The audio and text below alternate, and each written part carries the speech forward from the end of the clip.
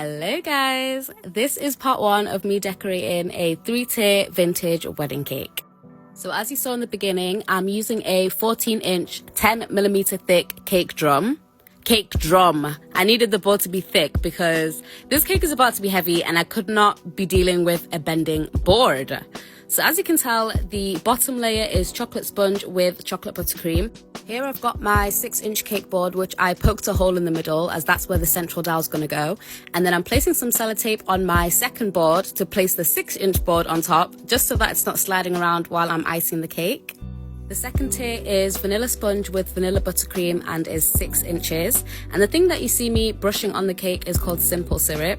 It's just 1 part water, 1 part sugar, and you put it in a pot or a bowl and heat it up until all of the sugar's dissolved.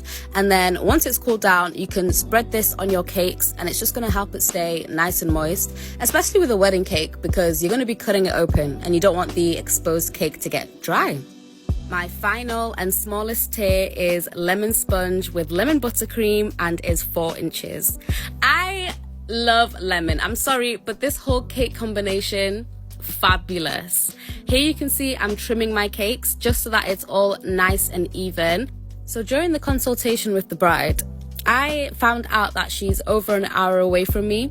So I was trying to think, what's the best way to go forward with this cake? Obviously, buttercream is out of the question because she was coming to collect this cake, and if anything went wrong, I was not there to fix it, so no.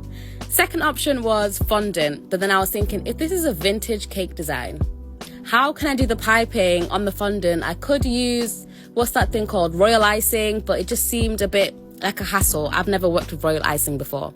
So the final option was to work with white chocolate ganache. Like, fully.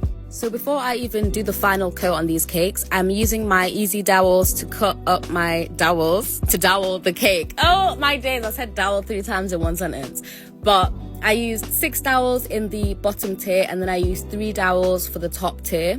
If I haven't already mentioned, this cake is 8 inches on the bottom, 6 inches in the middle, and then 4 inches on the top. But yeah, basically I have worked with chocolate ganache before. I've done a crumb coat with chocolate ganache, but I've never actually final coated or piped with chocolate ganache. So I know it's not good to try new things, especially on a wedding cake. But I was like, I know I can do this. Like, I've always wanted to do a really big tiered vintage cake. And I've been hearing great things about ganache. So why not? And I'm just so glad that it worked out. Like, this worked out perfectly. Once it had set, it was set. Like, the cake was super, super stable. So I was happy that I went with this option. And to get the ganache this bright white, I used my icing whitener. I have it linked in my Amazon must-haves in the decor section. But yeah, that thing is amazing. Make sure, listen to me guys, come close. Make sure if you're dyeing chocolate ganache, use an oil-based food gel or color, whatever. Oil-based, okay? Otherwise it will split. So as you just saw, I used some parchment paper and I cut it to the same size as my bottom tier, and then I cut a hole in the middle, and that's what I used to make sure that my dowel was central. And then I stacked my cakes as you saw. I didn't put a central dowel through the top tier because I know it's 4 inches and it's quite light.